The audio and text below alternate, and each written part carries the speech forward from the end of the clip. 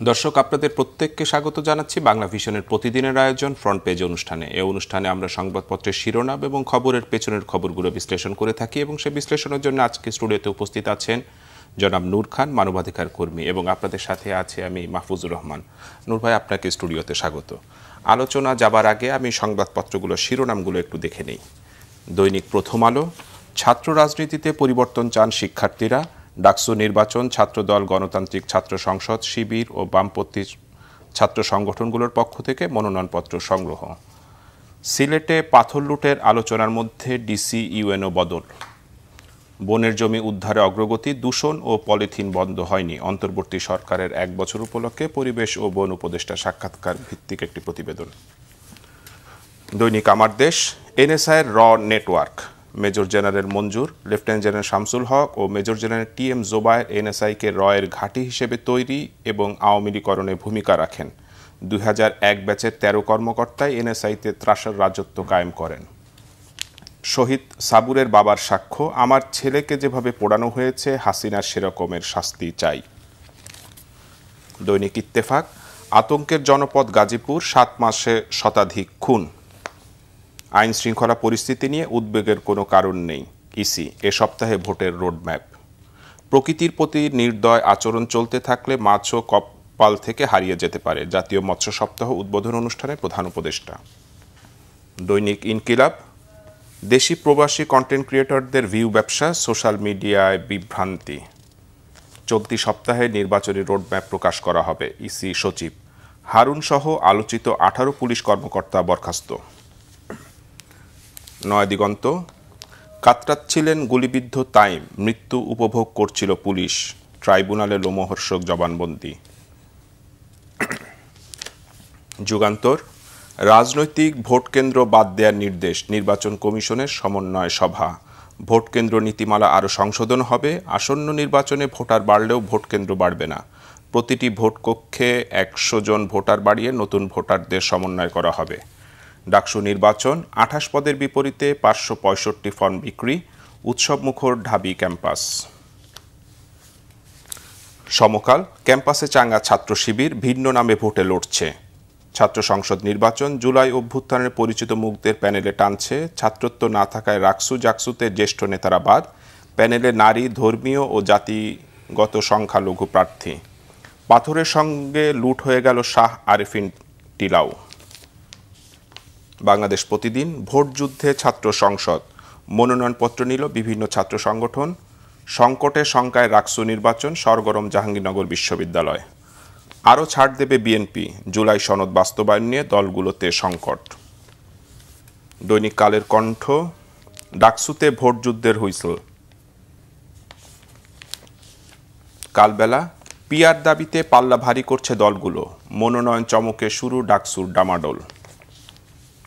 বণিক বার্তা, বিপুল দুর্নীতির অভিযোগ থাকলেও রাষ্ট্রীয় প্রতিষ্ঠান ও বিভাগের ফরেনসিক অডিটের উদ্যোগ নেয়নি অন্তর্বর্তী সরকার। চলতি সপ্তাহে জাতীয় নির্বাচনের রোডম্যাপ প্রকাশ, ইসি সচিব। দেশ রূপান্তর, প্রকৃতির প্রতি সদয় না হলে মাছও হারিয়ে যেতে পারে, জাতীয় মৎস্য সপ্তাহের উদ্বোধন। সরবরাহকারীরা আরামে, কৃষকরা ঋণের জালে। মানব জমিন, জুলাই সনদ নিয়ে বিরোধের নেপথ্যে বিদায়ী ডিসি যেমন ছিলেন, তার আমলেই সিলেটে বালু পাথর লুটে রেকর্ড হয়েছে। হাজার কোটি টাকার সম্পদ লুটে নিয়েছে খেকোরা, নির্বিকার ছিল প্রশাসন। দ্য ডেইলি স্টার, টাকা 707 crore spent in 9 years, dengue still ravages Dhaka. News, yet another road safety law under way। আপনি শুনছিলেন সংবাদ শিরোনামগুলা। আজকে একটা গুরুত্বপূর্ণ সংবাদ ডাকসু নির্বাচন নিয়ে। আপনি জানেন যে গতকাল মনোনয়নপত্র সংগ্রহের শেষ দিন ছিল, যদিও সেটা আজকেও একদিন বাড়ানো হয়েছে। এই ডাকসু নিয়ে ঢাকা বিশ্ববিদ্যালয়ে একটা চাঙা ভাব এসেছে শিক্ষার্থীদের মধ্যে। যদিও ছাত্রদল গতকালকে অভিযোগ করেছিল যে তারা আসলে একটা লেভেল প্লেইং ফিল্ড দেখতে পাচ্ছেন না। আপনার মনে হয় যে এই নির্বাচনটা ঘিরে একটা উত্তেজনা তৈরি হতে পারে ঢাকা বিশ্ববিদ্যালয় ক্যাম্পাসে? দেখেন, এমন একটি সময়ে ডাকসু নির্বাচন হচ্ছে যখন মানুষ জাতীয় নির্বাচনের জন্য অধীর আগ্রহে অপেক্ষা করছে। ফলে ডাকসু নির্বাচন বা ছাত্র সংসদ সমূহের বিভিন্ন বিশ্ববিদ্যালয়ের ছাত্র সংসদ নির্বাচনের ফলাফল আমাদের জাতীয় নির্বাচনের ক্ষেত্রে মানে একটা ধারণা মানুষের যে একটা প্রভাব ফেলতে পারে, ফলে উত্তেজনাকে এড়িয়ে যাওয়ার সুযোগ খুব কম।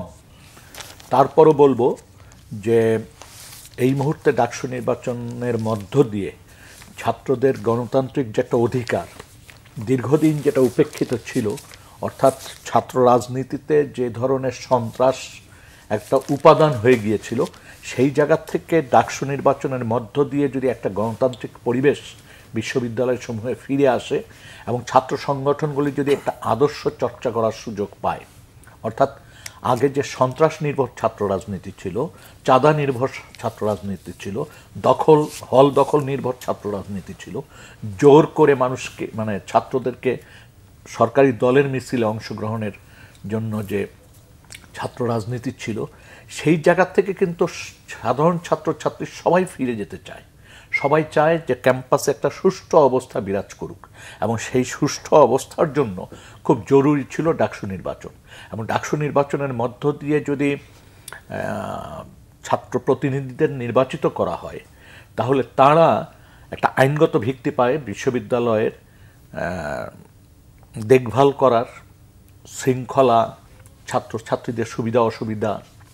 এবং আমাদের দেশে আরেকটা জিনিস খেয়াল রাখতে হবে, অনেক সময় আমরা ছাত্র রাজনীতির খারাপ দিকটা নিয়ে আলোচনা করতে যে ছাত্র রাজনীতি বন্ধের কথা বলে ফেলি, কিন্তু আমাদের মনে রাখতে হবে সেই ৬৬ বলেন, ৬৯ বলেন, ৭১ বলেন,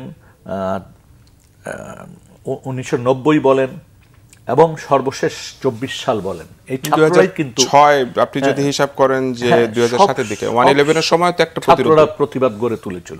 এবং এই ছাত্ররা যদি সচেতন থাকে এবং তার যদি একটা আদর্শিক ভিত্তি থাকে, তাহলে কিন্তু তারা পাহারাদার হিসাবে, সোসাইটি দেশের পাহারাদার হিসাবে অনেক বড় ভূমিকা রাখতে পারে, যেটা আমরা ২৪-এ এসেও দেখলাম।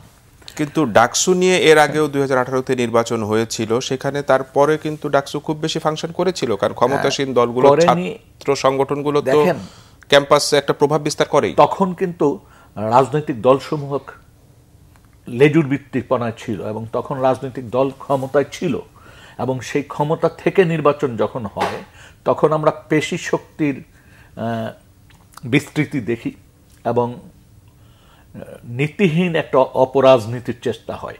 এবং দেখেন দীর্ঘদিন আমরা লক্ষ্য করছি যে ছাত্ররা যে একটা স্বাধীন সত্তা হিসাবে তাদের চিন্তা মননে যে জায়গাটা করার চেষ্টা করেছিল, তারা যেভাবে সংগঠন, তারপরে আন্দোলন এবং তাদের সুবিধা অসুবিধা নিয়ে যেভাবে কথা বলছিল, পরবর্তীতে আমরা যেটা দেখলাম, ছাত্রদের সুবিধা অসুবিধা বা মানে জাতীয় ক্ষেত্রে বিপদের সময় যে রুখে দাঁড়ানো, সেই জায়গার থেকে তারা বরং জাস্ট বাংলাদেশের রাজনীতির যে চেহারাটা আমরা অবয়বটা দেখেছিলাম, দুর্বৃত্ত নির্ভর রাজনীতি, ঠিক একই জায়গায় ছাত্র রাজনীতিও আমরা প্রতিস্থাপন হতে দেখি। ফলে শুধুমাত্র ডাকসু ইলেকশন বা একটা নির্বাচনের মধ্য দিয়ে যে সব কিছু সমাধান হবে সেটা না, আমূল একটা পরিবর্তনের চেষ্টা শুরু হওয়া দরকার। সেইটা না করলে ডাকসু নির্বাচন হবে, কিছু প্রতিনিধি নির্বাচিত হবে, সম্ভবত 28টা পদের নির্বাচন, 28টা পদ, এবং সেখানে যারা নির্বাচিত হবেন তারা যদি তাদের উপর অর্পিত দায়িত্ব বাদ দিয়ে দখলদারিত্ব, চাঁদাবাজি, সন্ত্রাস নির্ভর হয়ে যান, তাহলে তো আমাদের সেই কাঙ্ক্ষিত যাওয়ার সুযোগ কমে যাবে। এইবার একটা সুযোগ এসছে যে একটা দীর্ঘ আন্দোলন সংগ্রামের মধ্য দিয়ে একটা দেশ একটা অবস্থায় এসে পৌঁছেছে, এবং অনেক মানুষের রক্ত, অনেক অবদান, অনেক আহত, এর মধ্য দিয়ে আমাদের উপলব্ধি হওয়া দরকার যে আমরা এমন একটা জায়গায় ছাত্র রাজনীতিটাকে দেখতে চাই যাতে তারা সোসাইটির ভ্যানগার্ড হিসেবে তাদের ভূমিকা রাখতে পারে, সমাজে গুরুত্বপূর্ণ অবিচারের বিরুদ্ধে গুরুত্বপূর্ণ ভূমিকা রাখতে পারে। রাষ্ট্র যখন দুর্বৃত্তায়িত হয়ে যায়, রাষ্ট্র যখন স্বৈরাচারের দিকে রওনা দেয়, রাষ্ট্র যখন ফ্যাসিস্ট হয়ে যায়, তখন অন্ততপক্ষে তার বিরুদ্ধে রুখে দাঁড়াবে। সেই যে একটা আদর্শিক চিন্তা চেতনা, সেই জায়গাটা যাতে বহমান রাখতে পারে, সেই কামনাই আমাদের থাকবে। এইবারে একটা জিনিস যে স্বাধীনতার পরে প্রথমবারের মতো ছাত্র শিবির ডাকসু নির্বাচনে প্যানেল দিল, এটাকে আপনি কিভাবে দেখতেছেন? দেখেন, স্বাধীনতার পরবর্তী এই যে 54-55 বছর চলে গেল, এই দীর্ঘ পথ পরিক্রমায় আমরা যেটা লক্ষ্য করেছি যে স্বাধীনতার পরপর ছাত্র শিবির যে জায়গা থেকে উত্থানের চেষ্টা করেছিল সেই জায়গা থেকে কিন্তু এখন অনেকটা সরে গেছে। কিন্তু তাদের উচিত ৭১-এর স্বাধীনতার জায়গাটিতে খুব খোলসা করে দেওয়া, ওই যে ম্যাও ম্যাও করে কথা না বলে স্পষ্ট ভাষায় বলে দেওয়া দরকার যে তারা ৭১ সালে তাদের যে ভূমিকা ছিল সেই ভূমিকা নিন্দনীয় ছিল, তাদের ভুল ছিল, তারা জাতির কাছে ক্ষমা চায়। এইটা করার মধ্য দিয়ে কিন্তু আরও পরিশুদ্ধ হয়ে শিবির জনগণের সামনে, ছাত্রদের সামনে আসতে পারে। কিন্তু এই জায়গাটির কারণেই কিন্তু দীর্ঘদিন ছাত্র রাজনীতিতে শিবির কিন্তু তার অবস্থান গোপনে গোপনে সংহত করতে পারলেও প্রকাশ্যে কিন্তু আসতে পারেনি। এবং এখনও যেই জায়গাটিতে শঙ্কা থেকে যায় সেটা হচ্ছে তাদের কর্মকাণ্ড কোনোভাবে যদি তাদের কর্মকাণ্ড স্বাধীনতার বিপক্ষে অর্থাৎ ৭১-এর বিপক্ষে নিয়ে যায়, নানান কৌশলে নিয়ে যাওয়ার চেষ্টা করে বা নিয়ে যায়, আদর্শিক পরিবর্তন যদি এই ক্ষেত্রে তারা আনতে ব্যর্থ হয় তাহলে তাদের আবার কিন্তু বিপর্যয়ের সামনে পড়তে হবে। নূর ভাই, আমরা বারবার এই যে ডাকসু নির্বাচন বা ঢাকা বিশ্ববিদ্যালয়ের শিক্ষার্থীদের কথা বললেই লেজুর বৃত্তির একটা কথা আপনি শুনি বা আপনারাও বলে থাকেন। শুধুমাত্র শিক্ষার্থীরাই কি লেজুর বৃত্তি করছে? শিক্ষকদের রাজনীতি নিয়েও তো এখানে গুণগত একটা পরিবর্তন প্রয়োজন। কোনো পেশাজীবী নেই যে পেশাজীবী ক্ষমতাসীনদের লেজুর বৃত্তি না করেছে। দুর্ভাগ্যজনক হচ্ছে, আপনি দেখেন ৯০ পূর্ববর্তী এবং ৯০-এর যে আন্দোলন, সেখানে আমরা বিভিন্ন পেশাজীবীদের যে বলিষ্ঠ ভূমিকা দেখেছি, আইনজীবীদের দেখেছি, চিকিৎসকদের দেখেছি, শিক্ষকদের দেখেছি। ৯০ পরবর্তীতে এটা সাংবাদিকদের দেখেছি। ৯০ পরবর্তীতে এটা কিন্তু পুরা হারিয়ে গেছে এবং কিছু মানুষের ব্যক্তিগত লোভ লালসার কাছে এই পেশাজীবীদের যে আকাঙ্ক্ষা সেটা কিন্তু বিক্রি হয়ে গেছে। কারণ পেশাজীবী সবাই তো আর বাড়ি চায় না, প্লট চায় না, সবাই তো তার পজিশন চায় না, সবাই তো তার সুযোগ সুবিধা চায় না। তারা একটা সুষ্ঠু ব্যবস্থাপনা চায়, তারা একটা সুষ্ঠু সমাজ চায়, তারা রাষ্ট্রীয় কাঠামোর ভিতর যাতে সবার জন্য একই ন্যায্যতা থাকে, সেই জায়গা থেকে কিন্তু সরে যায় যখন লেজুর বৃত্তিপনা হয়। এবং লেজুর বৃত্তি করে কিন্তু খুব কম মানুষ, খুব বেশি মানুষ না। আপনি ধরেন যদি সাংবাদিকদের ক্ষেত্রে আপনারা গত ১৫-২০ বছর খেয়াল করেন, দেখবেন মুষ্টিমেয় কিছু সাংবাদিক যারা ঢাকা ক্লাব অথবা সেরাটনের নাস্তা না খেলে তাদের দিন শুরু হয় না। খুব আমি কিন্তু একেবারে স্পষ্ট জেনে আমি কথাটা বলে ফেললাম। আমি জানি শুধুমাত্র সাংবাদিক না, সমস্ত পেশাজীবীদের ভিতরে এই ধরনের অবস্থা ছিল। এক সময় ছিল ১.৫ টাকা ১ টাকার চা খাওয়ার জন্য আমরা সংবাদ পত্রিকার আশেপাশের দোকানগুলিতে ভিড় জমাতাম। এখন অনেক সাংবাদিক আছে যারা ২৫০ টাকা ২০০ টাকা খরচ করে ১ কাপ ওই কফি খাচ্ছে। এই যে একটা অবস্থার পরিবর্তন, এবং এটি যদি ভালোর দিকে হতো, সবাইকে নিয়ে যদি আমরা কফি খেতে পারতাম তাহলে এক জিনিস ছিল।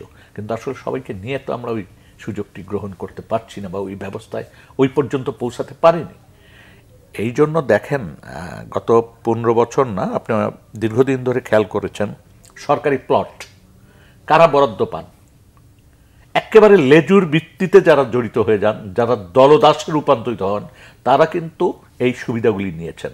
তারাই কিন্তু জাতীয় বিভিন্ন পদক গ্রহণ করেছেন, তারাই কিন্তু বিভিন্ন জায়গায় প্রমোশন পেয়েছেন। যেমন ধরেন ভিসি নিয়োগের ক্ষেত্রে, যেমন ধরেন পেশাজীবীদের সংগঠনের প্রেসিডেন্ট সেক্রেটারি হওয়ার ক্ষেত্রে, তারপর জাতীয় যে বিভিন্ন যে প্রতিষ্ঠান আছে সেই প্রতিষ্ঠানের গুরুত্বপূর্ণ দায়িত্ব নেওয়ার ক্ষেত্রে আপনি অবাক হয়ে যাবেন।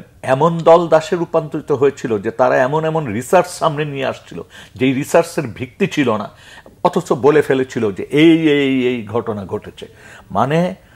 মানে রাষ্ট্রীয় কেন্দ্রে যারা থাকেন সরকারের, তাদের দৃষ্টি আকর্ষণের জন্য তাদের মতো করে আমি সবকিছু উপস্থাপন করব, আমি নিজেকে বিকিয়ে দেব তাদের কাছে।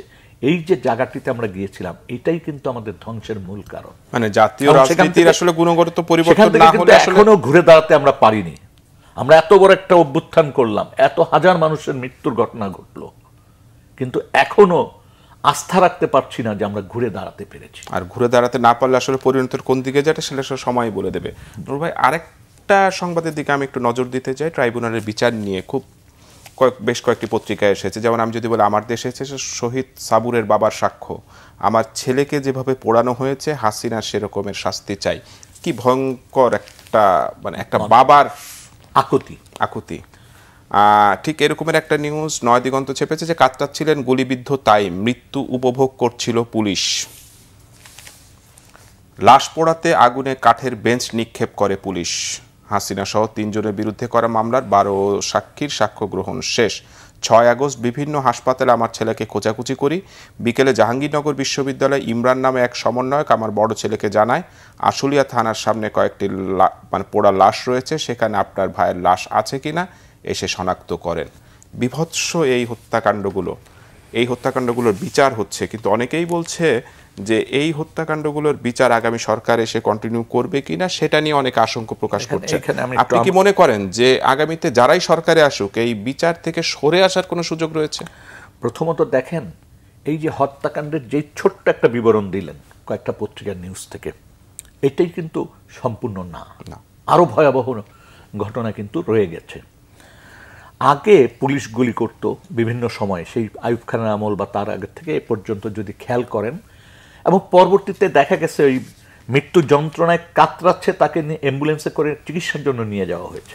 আমরা কিন্তু বিভিন্ন সময় দেখেছি, এমনকি 90তেও দেখেছি। দুর্ভাগ্যজনক হচ্ছে এইবার যে জিনিসটা আমরা লক্ষ্য করলাম সেটা হচ্ছে এই মৃত্যু যন্ত্রণা তারা ভোগ করেছেন, তারা আনন্দিত হয়েছেন, তারা লাশ পুড়িয়ে ফেলেছেন, জীবন্ত মানুষকে পোড়ানোর চেষ্টা করেছেন। এই যে ভয়াবহ নিষ্ঠুরতা, এই জিনিসগুলো কিন্তু এইরকমভাবে জাতি প্রত্যক্ষ করবে এটা কিন্তু আগে ভাবেনি। এবং যার ফলে দেখেন একজন শহীদের পিতা কিন্তু ক্ষোভের সাথে যেটা বলেছেন, যেভাবে আমার সন্তানকে হত্যা করা হয়েছে ঠিক শেখ হাসিনার বিচারটার সমাপ্তি ওইভাবেই হওয়া উচিত। এই যে ক্ষোভের থেকে মানুষ প্রতিশোধ স্পৃহা তার ভিতর ঢুকে যায়, এটাও কিন্তু আমাদের খেয়াল রাখতে হবে। আর এত নিষ্ঠুরতা, এত বর্বরতা, এটা কিন্তু আজকে এই সময় আমরা দেখিনি। এবং দুর্ভাগ্যজনক হচ্ছে যেই রাজনৈতিক দলের সরকার এই কাজগুলি করেছেন, সেই রাজনৈতিক দলের কেন্দ্রীয় নেতৃত্বের যারা পলাতক আছেন, যারা এখনো দেশের বাইরে আছেন, কেউ কিন্তু এই ঘটনার নিন্দা জানাচ্ছেন না, কেউ কিন্তু ভুল থেকে শিক্ষা নেওয়ার প্রতিশ্রুতি দিচ্ছেন না, কেউ কিন্তু এই ভয়াবহতার ব্যাপারে যে ভয়াবহতা হয়েছে সেটার জন্য যে দুঃখ প্রকাশ করা, ক্ষমা চাওয়া, এর ধারে কাছে যাচ্ছে না। বরং আমরা যেটা লক্ষ্য করছি যে তারা এমন সমস্ত বয়ান হাজির করছেন, এই বয়ান এই ফ্যাসিস্টের চরিত্রের যে সংশোধনের সুযোগ তারা নিচ্ছেন না, এটা খুব স্পষ্ট। ঠিক পাশাপাশি আমাদের ভিতরে যে ক্ষোভ দেখছি আমি, যে বয়ান দেখছি রাজনীতিতে, সেটাও কিন্তু জাতির জন্য সুখকর হবে না। কারণ আমাদের বয়ানগুলিও আমি লক্ষ্য করছি যে এক ধরনের প্রতিশোধ স্পৃহা থাকে। কারণ আমাদের মনে রাখতে হবে দেশটা কিন্তু আমাদের সবার, এটা কিন্তু সব শ্রেণী পেশা, সব বর্ণ, সব ধর্মের মানুষের একটা দেশ। এই দেশে কিন্তু একটা সশস্ত্র লড়াইয়ের মধ্যে দিয়ে কিন্তু এই দেশ স্বাধীন হয়েছে এবং জনগণের অংশগ্রহণে সেই লড়াই, এই জিনিসটা কিন্তু আমাদের প্রতিটি মুহূর্তে মনে রাখতে হবে। এবং সেই যে ৭১-এর যে স্পিড, অরিজিনালি যে চেতনা ছিল, যে কারণে মানুষ লড়াই করেছিল, সেইটাকে কিন্তু আমরা ভুলে গেলে চলবে না। বরং আমরা একটা জিনিস লক্ষ্য করছি, আমি ব্যক্তিগতভাবে খুব দুঃখজনক, যে কখনো কখনো এটাকে ঘোলায় ফেলানো হচ্ছে। এবং কখনো কখনো স্বাধীনতা বিরোধী যারা ছিলেন তারা চেষ্টা করছেন এমন কিছু বয়ান হাজির করতে যাতে ৭১-এর যে মহান মুক্তিযুদ্ধ সেটাকে যাতে ম্লান করা যায়, সেটাকে যাতে ভুলে থাকতে পারে মানুষ, সেটাকে যাতে এক ধরনের পাকিস্তান ভারতের যুদ্ধ এই জায়গায় নিয়ে যাওয়া যায়। কিন্তু সেই বয়ানটাকে জনগণ যে গ্রহণ করছে না এটা খুব স্পষ্ট। এবং সেটা কিন্তু কয়েকটা ঘটনার মধ্য দিয়ে কিন্তু প্রকাশিত। আজকে আপনি যত ছোট ঘটনাই ভাবেন না কেন, একজন রিক্সা চালক যখন তার বুকের নিংড়ানো ভালোবাসা নিয়ে ফুল নিয়ে যখন যায়, সেটিকে ছোট আকারে দেখার সুযোগ নেই। এটা কিন্তু অনেক বড় ব্যাপার। এবং এই জায়গার থেকে যারা দেশ পরিচালনা করছেন, যারা রাজনীতি করছেন, যারা যার বিরোধিতা বা পক্ষেই করছেন, তাদের কিন্তু ভেবে দেখা দরকার যে সমাজটাকে, জনগণকে কিভাবে তিনি নার্সিং করবেন। অনেকেই বলে যে আগামীতে যারা ক্ষমতায় আসবে তারা কি বিচারটা কন্টিনিউ করবে? এই আগামীতে যারা ক্ষমতায় আসবেন তাদের পক্ষে ২৪-এর গণ আন্দোলনে যে মানুষগুলো নিহত হয়েছেন, আহত হয়েছেন, নির্বিচারে বর্বরতার শিকার হয়েছেন, তাদের বিচার স্থগিত করার কোনো সুযোগ নাই। তাদের বিচারটাকে চলমান রাখতে হবে, রাখতে তারা বাধ্য। কারণ এটা ছিল জনগণের আন্দোলন, এটা কোনো ব্যক্তি, কোনো দল, কোনো গোষ্ঠীর আন্দোলন ছিল না। এবং বাবা মায়ের এই স্টেটমেন্টের পরে যেভাবে বিচারটা চলছে এটা বন্ধ করার আসলে সুযোগ একেবারেই কম, সুযোগই নেই। কিন্তু এই বিচারটা যেন বিতর্কিত না হয়, তাড়াহুড়ো করে যদি বিতর্কের মুখে না পড়ে, সেজন্যও তো আসলে ব্যবস্থা নেওয়া উচিত। কারণ দেখেন, এই ধরনের বিচার কি আসলে টাইম ফ্রেম বেঁধে করা সম্ভব? আমি ব্যক্তিগতভাবে মনে করি একজন মানবাধিকার কর্মী হিসাবে যে বিচারগুলোকে একেবারে টাইম ফ্রেমের ভিতরে আপনি পারেন না, কিন্তু সুষ্ঠু একটা বিচার করার জন্য বিচারের কিন্তু আবার সময়ক্ষেপণও করার সুযোগ নেই। কারণ একটা সময়ক্ষেপণের মধ্য দিয়ে আসলে বিচারের যে মৌলিক যে জায়গাগুলি, সেই জায়গাগুলি কিন্তু ম্লান হয়ে যায়। ফলে বিচারটাকে আপনি যথাযথ সময়ে সম্পন্ন করতে হবে এবং বিচারটা যাতে কোনো জায়গায় প্রশ্নবিদ্ধ না হয়, সুষ্ঠু হয়, সেই দিকটা সর্বক্ষেত্রে খেয়াল রাখা, এবং সেটা খুবই জরুরি যারা এই বিচার প্রক্রিয়ার সাথে আছেন তাদের। এবং কোনো একজন অপরাধীও যদি যেন বলতে না পারেন যে আমি সুষ্ঠু বিচার পাইনি, এটা আসলে বলার সুযোগই নেই। আরেকটা গুরুত্বপূর্ণ সংবাদ আজকে ছিল যে চলতি সপ্তাহে, আজকে মঙ্গলবার, হয়তো কাল পরশুর ভিতরে আগামী জাতীয় সংসদ নির্বাচনে একটা রোডম্যাপ ঘোষণা করবে নির্বাচন কমিশন। এই রোডম্যাপ ঘোষণার মধ্য দিয়েই তো আমরা আসলে ভোটের মাঠে বা আমরা ঢুকে যাব। তো আপনার মনে হয় যে এই রোডম্যাপটা ঘোষণা করলে রাজনৈতিক অঙ্গনে এখনো যে অস্থিরতাটা রয়েছে এটা কিছুটা কমবে, সবাই ভোটমুখী হবে? দেখেন, বাংলাদেশে দীর্ঘদিন মানুষ কিন্তু ভোটের অপেক্ষায় আছে, দীর্ঘদিন। যদি আপনি আমাকে জিজ্ঞেস করেন, আমি গত 3টা নির্বাচনে আমার ভোট প্রয়োগ করতে পারিনি। কখনো যে একেবারে মানে সত্য কথা, কখনো যে আমি আনসার আর ওই পুলিশ আনসার আর কুকুর, এটা আমার ভোট কেন্দ্রে দেখেছি, যেটা সংবাদ হয়েছে আমার ভোট কেন্দ্রে এই অবস্থাটাই আমি দেখেছি। কখনো আমি দেখেছি লাইনে দাঁড়ানোর পর লাইন এগোচ্ছে না, সামনের দিকেই কিছু মানুষ ঢুকছে বেরোচ্ছে, আবার লাইনের সামনের দিকে ভিড় করছে। লাইন থেকে তৎকালীন সরকারি দলের লোকরা যাদেরকে ধারণা করেছে বিরোধী মতের হতে পারে, বিরোধী দলের হতে পারে, তারা লাইন থেকে তাদেরকে বের করে নিয়ে আসছে, হুমকি দিয়েছে, ধামকি দিয়েছে। এই ঘটনাগুলি দেখেছি আমরা। দেখেছি সারাদিন ভোট যেভাবে হয়েছে, রাত্রের বেলা ভোটের রেজাল্ট পাল্টিয়ে ফেলা হয়েছে, এবং পরবর্তীতে শোনা গেছে রাত্রেই ভোটের বাক্স আলাদা করে মানে ব্যালট ভরে রাখা হয়েছে, প্রকৃত ব্যালটকে সরিয়ে ওই ব্যালট উপস্থাপন করা হয়েছে। এটা একজন শিক্ষক নিজে আমার কাছে বলেছিলেন আজিমপুরের নিউপল্টনের একটা ভোট কেন্দ্রের ব্যাপারে।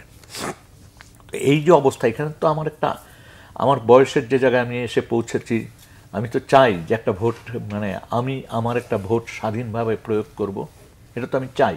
এবং আনন্দমুখর পরিবেশে, যেখানে মানুষ আমাকে চোখ রাঙাবে না, যেখানে আমি স্বতঃস্ফূর্তভাবে যে লাইনে দাঁড়িয়ে ভোট দিয়ে আসব, এবং কেউ আমাকে জোর করতে পারবে না যে এই মার্কায় আপনি ভোট দেন, বা আমার সিলটা নিয়ে আমার হাত সহ একটা মানে প্রতীকে ভোট দিয়ে দেবেন, এইরকমটি আশা করছি না।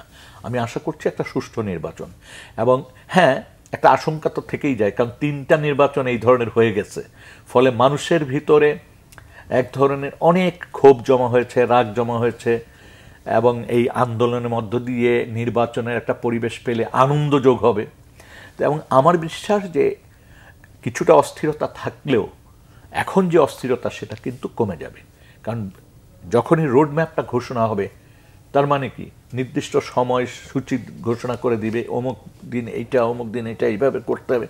ফলে মানুষ স্বতঃস্ফূর্তভাবে ওই কর্মকাণ্ডে অংশ নিয়ে নেবে। এবং এখন যেইটুক পার্থক্য আছে, খুব যে বিশাল পার্থক্য রয়েছে সেটা না। তবে হ্যাঁ, সবসময় বাংলাদেশে কিন্তু একটা জিনিস লক্ষ্য করেছি, ছোট্ট ছোট্ট কিছু গ্রুপ থাকে, তারা নানান রকম বয়ান হাজির করে, নানান রকম দাবি উপস্থাপন করে, এবং নানান রকম চেষ্টা করে যায়, এবং সেইটা একটা অস্থিরতা ঘনীভূত করার চেষ্টা হয়, যাতে কিনা তারা মাস স্বীকার করতে পারে। এই চেষ্টাটি থাকবে রোডম্যাপ ঘোষণার পর পর্যন্ত, ঘোষণার পরেও থাকবে, কিন্তু এটি হালে পানি পাবে না। কিন্তু আপনি বলছিলেন যে ছোট ছোট দল বা একটা গোষ্ঠী একটা অস্থিরতা তৈরি করার চেষ্টা করে। এই সরকারের যে বডি ল্যাঙ্গুয়েজ বা যে অবস্থা, এই অস্থিরতা কি তারা আসলে দূর করতে সক্ষম হবে বা মোকাবেলা করতে পারবে? এই সরকারের কতিপয় ব্যক্তি চিহ্নিত হয়ে গেছে, যাদের বক্তব্য সাধারণ মানুষ গ্রহণ করে না, ক্ষোভে ফেটে পড়ে, দুঃখ পায়। অনেককে আমরা জানি যে এমনি ব্যক্তিগত জীবনে যাদের সাথে অনেকের সাথে পরিচয় ছিল, কিন্তু যখন তারা টেলিভিশনের সামনে এসে কথা বলেন, তারা কিন্তু খেই হারায় ফেলেন। তিনি কে, তার অবস্থানটা কতটুক তিনি ভুলে যান, এমন সমস্ত কথাবার্তা বলে যান, এমনভাবে কথা বলেন মনে হয় নির্দেশ দিচ্ছেন। তো এইটি কিন্তু ওই যে যারা অস্থিরতা তৈরি করতে চায় তাদের হাতকে কিন্তু শক্তিশালী করে এই ধরনের কথাবার্তা এবং এই ধরনের চেহারা, ছবি, অবয়ব। কিন্তু আমরা তো দেখি যে নির্বাচনে আসলে সব দলই জিততে চায়, যেই দল আসলে জিতবে না তারাই এরকমের একটা অস্থিরতা তৈরি করার চেষ্টা করে, বা আমরা এখনো রাজনীতির মাঠে যেই ধরনের বক্তব্য শুনছি, আপনার কি মনে হয় যে এই বক্তব্যগুলো নির্বাচনকে প্রশ্নবিদ্ধ করতে পারে বা নির্বাচন আয়োজনের পথে বাধা হতে পারে? দেখেন, একটা জিনিস তো মানে সবসময় আমরা লক্ষ্য করি, আমাদের রাজনীতির কালচারে এটা আছে যে আমি আগে ভাগে এমন কিছু বয়ান তৈরি করে রাখবো যাতে আমি নির্বাচনের পরে প্রশ্ন তুলতে পারি নির্বাচনকে নিয়ে। এই জিনিসটা কিন্তু আগে ছিল খুব কঠিনভাবে, এখনো যে নেই সেটা বলা যাবে না। আরেকটা হচ্ছে এখন নতুন একটা বিষয় যোগ হয়েছে, সেই বিষয়টা হচ্ছে যে এই গণঅভ্যুত্থানের বিজয়ের পরে দুটো জিনিস আমি লক্ষ্য করেছি। একটা হচ্ছে যে কিছু মানুষের ভিতরে এটাকে মনে করছে যে এটা বিপ্লব করেছেন, সুতরাং এটা আমূল পরিবর্তন করার অধিকার তাদের আছে। আবার কিছু মানুষ মনে করছেন যে বিপ্লব বেহাত হয়ে গেছে। আবার কিছু মানুষ মনে করছেন যে বিপ্লবের জন্য যে রাজনৈতিক কাঠামো দরকার, যে আদর্শ দরকার, বিপ্লব তো অনেক রকম হতে পারে, যেই সাংগঠনিক কাঠামো জনগণকে যেভাবে প্রস্তুত করা, এর কোনোটাই কিন্তু ছিল না। ফলে এটা একটা জনগণের ব্যাপক অংশগ্রহণে ফ্যাসিজমের বিরুদ্ধে বিজয় ছিল, গণ অভ্যুত্থান ছিল। সুতরাং গণ অভ্যুত্থান পরবর্তী দেশ পরিচালনার জন্য গণতান্ত্রিক একটা পরিবেশে যাওয়ার জন্য অনেকগুলি ইয়ের ভিতরে নির্বাচন একটা বড় ব্যাপার, এবং একটা প্রতিনিধিত্ব, জনগণের প্রতিনিধিত্বশীল সরকারই জনগণের আকাঙ্ক্ষা অনুযায়ী অ্যাক্ট করার অধিকার রাখে। এবং সেই জন্য একটা ছোট ছোট কিছু গ্রুপ আছে যাদের রাষ্ট্র ক্ষমতা দখল করার মানে জনগণের ম্যান্ডেট নিয়ে দখল করার সুযোগ কম, কিন্তু তারা বিভিন্ন সময়ে এমন একটা অবস্থা তৈরি করে রাখতে চান, জারি রাখতে চান, যে কারণে তার চেষ্টা করতে পারেন, চেষ্টাটা অব্যাহত করে নানান ক্রাইসিসটা তৈরি করতে চান। যেমন ধরেন হালে বেশ কিছু জিনিস আপনি খেয়াল করবেন, এমন কিছু দরকার ছিল না যে জিনিসগুলি, এই যে রিক্সা চালকের ঘটনাটা, যা ওই জায়গায় একজন মহিলা গেছেন, এই সব ব্যাপারগুলি কিন্তু আমরা অ্যাভয়েড করতে পারতাম। এখন বলবেন সরকারে যারা আছেন তাদের ভিতরে এটা নানান মত পথের লোক রয়েছেন, আবার বাইরে যারা এগুলি নিয়ে কাজ করছেন তাদের ভিতর নানান গ্রুপ অংশ নিচ্ছেন, তাদের কেউ এখানে থেকে নিচ্ছেন, কেউ বাইরে থেকে নিচ্ছেন। একটা ভয়াবহ সংকটের দিকে নেওয়ার একটা চেষ্টা আছে, কিন্তু আমি বিশ্বাস করি আল্লাহর রহমতে জাতি সেই সংকট কাটিয়ে উঠেছে। গতকালকে একটা নিউজ ছিল যে 18 পুলিশ কর্মকর্তাদের সাময়িক বরখাস্ত করা হয়েছে, এবং সে কারণটা ছিল যে তারা কর্মস্থলে অনুপস্থিত রয়েছে, এবং আপনি জানেন বেশ আলোচিত এই 18 পুলিশ কর্মকর্তা ছিল। শুধুমাত্র কর্মস্থলে অনুপস্থিত শব্দ দিয়ে ব্যবস্থা নেওয়ার চেয়ে তাদের বিরুদ্ধে কিন্তু অনেক অভিযোগ আনার সুযোগ ছিল, এবং তারা অনেকেই অনেক মামলার আসামি রয়েছে। কিন্তু আমার প্রশ্নটা হলো যে একজনও বাকি নেই যাদের বিরুদ্ধে অভিযোগ আনা যাবে না। কিন্তু আমার প্রশ্নটা হলো যে এই যে 18 পুলিশ কর্মকর্তা সহ অনেকেই আসলে কর্মস্থলে উপস্থিত, তারা আসলে দেশেও নেই, এরা আসলে দেশ থেকে পালিয়ে গেল, সেইটা নিয়ে কি আসলে কোনো তদন্ত হচ্ছে বা তদন্ত করা উচিত কিনা?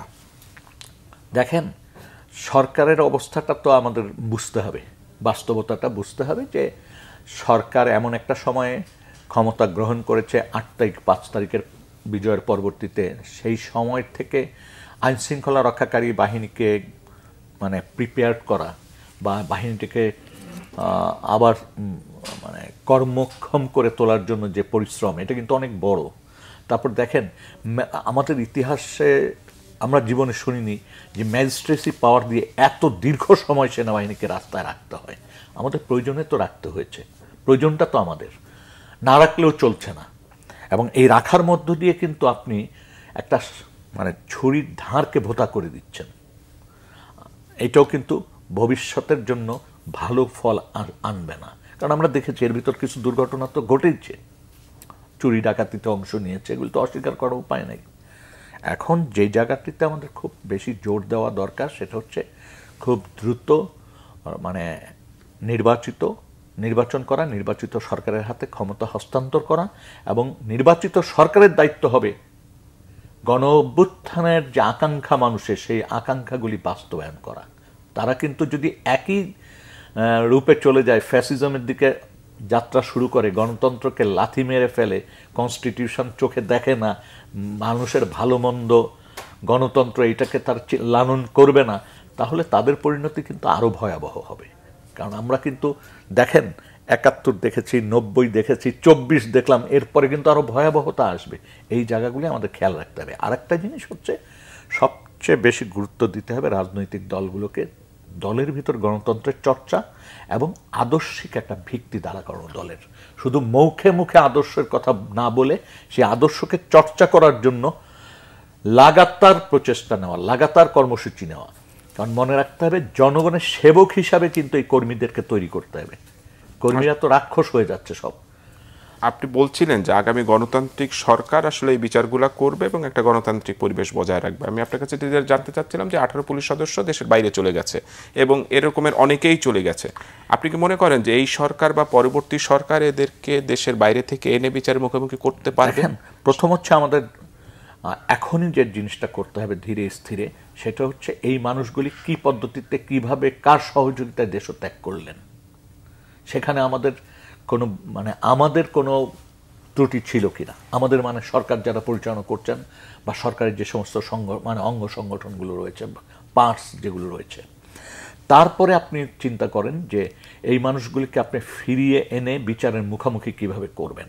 সেটার জন্য তো নানান পদ্ধতি আছে, সেই পদ্ধতিগুলি আপনি অনুসরণ করে দ্বিপাক্ষিক হোক, বহুপাক্ষিক হোক, আন্তর্জাতিক সংস্থাগুলির মাধ্যমে হোক, আপনি ফিরিয়ে আনার চেষ্টা করেন। সবাইকে ফিরিয়ে আনতে পারবেন এটা আমি এখনো মনে করি না, কারণ অনেকগুলো দেশ আছে যেই দেশে অনেকগুলি বিষয় আছে, সেই বিষয়কে বিবেচনা ছাড়া তারা কিন্তু হস্তান্তর করে না। যেমন যদি ধরেন কারো মৃত্যুদণ্ড হওয়ার সম্ভাবনা থাকে, সেই ক্ষেত্রে কিন্তু তারা হস্তান্তর করে না। এই জিনিসগুলি কিন্তু আমাদের যারা পালিয়ে গেছে তাদের অধিকাংশের অপরাধের মাত্রা কল্পনাতীত। আমি ঠিক অন্য আরেকটি খবরে যেতে চাই। আপনি জানেন যে সিলেটে পাথর যে লুট হয়েছিল, অনেক পাথর ফেরত আনা হয়েছে। তো গতকালকে সেখানে ডিসি এবং ইওনো বদল করা হয়েছে এবং সিলেটে নতুন ডিসি হিসেবে নিয়োগ পেয়েছেন আলোচিত একজন ম্যাজিস্ট্রেট ছিলেন র্যাবের মোহাম্মদ সারওয়ার আলম, এবং ওইখানে যে ডিসি ছিলেন শের মাহবুব মুরাদকে জনপ্রশাসন মন্ত্রণালয়ের বিশেষ ভারপ্রাপ্ত কর্মকর্তা করা হয়েছে। তো এই যে পাথর লুট হলো, বিদায়ী ডিসিকে নিয়ে মানবজমিন একটা অনুসন্ধানের প্রতিবেদন করেছে এবং বলেছে যে তার আমলেই সিলেটে বালু পাথর লুটের রেকর্ড হয়েছে, 1,000 কোটি টাকার সম্পদ লুটে নিয়েছে খেকুরা, নির্বিকার ছিল প্রশাসন। আমাদের আসলে এই যে প্রশাসনের বিরুদ্ধে যখন অভিযোগ আসে, ওএসডিটাই কি একমাত্র শাস্তি? দেখেন, দুটো জিনিস আমাদের মনে রাখতে হবে। শুধুমাত্র প্রশাসনের উপর দোষ দিয়ে আমাদের পার পেলে চলবে না। আমাদের মনে রাখতে হবে যে এইখানে দুটি জিনিস একসাথে কাজ করে। সেটি হচ্ছে রাষ্ট্র যারা পরিচালনা করেন, যে সমস্ত রাজনৈতিক দল, তাদের ছত্রছায়া ব্যতি রেখে শুধুমাত্র প্রশাসনের ডিসি এসপিরা এই কাজগুলি করতে পারেন না। সুতরাং রাজনৈতিক দলকেও, দলের বিষয়গুলিও কিন্তু সামনে আসতে হবে। তা না হলে আপনি তো যত ওষুধ প্রয়োগ করেন না কেন, যত পরিবর্তন করেন না কেন, মূল জায়গায় যদি আপনি আদর্শিক চর্চার জায়গা তৈরি করতে না পারেন, আদর্শ যদি তার মাথায় ঢুকাতে না পারেন রাজনৈতিক কর্মীর মাথায়, সে তো ওই লুটপাটে অংশ নিবে। সে তো ডিসিকে টাকা দিয়ে হোক, শক্তি দিয়ে হোক কিনে ফেলার চেষ্টা করবে। শুধু যে ইট পাথর আর পাহাড় লুট হচ্ছে তা না, নদী লুট হয়ে যাচ্ছে। নদীর বালুগুলো কিভাবে উত্তোলন করা হচ্ছে, কোনো নিয়ম নতি মানা হচ্ছে না। বালুর মহল পয়সা দিয়ে ঠিক করে দেওয়া হচ্ছে, কে নিবে সেটা আবার পয়সা দিয়ে ঠিক করা হচ্ছে। এই যে ভয়াবহ লুটতরাজের জায়গা তৈরি হচ্ছে, আমাদের পরিবেশকে টাকার বিনিময়ে আমরা একবার বিক্রি করেছি, এটা আসলে ভয়াবহ দিক। আমার সময় একেবারে শেষ। জনাব নূর খান, আপনাকে অসংখ্য ধন্যবাদ। দর্শক, এতক্ষণ দেখছিলেন ফ্রন্ট পেজ অনুষ্ঠান। আজকের মতো এখানেই বিদায় নিচ্ছি। সবাইকে ধন্যবাদ।